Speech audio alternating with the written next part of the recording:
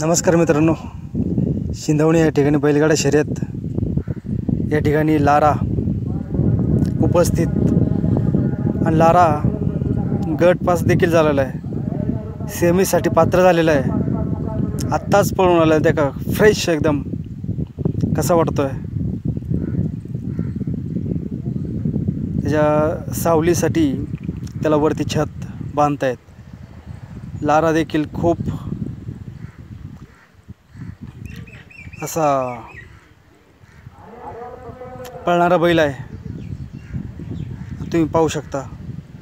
ते ऊन भरपूर आहे, त्यामुळं वरती त्याला छत करण्याचं काम चाललंय आणि खाली तर पाचट टाकले की बाबा त्याला काय बसायला व्यवस्थित असं अशा पद्धतीने